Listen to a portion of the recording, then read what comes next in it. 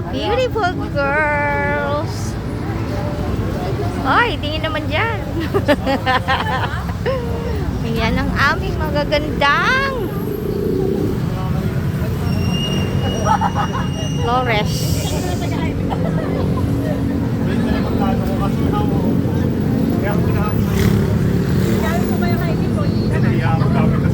The owner.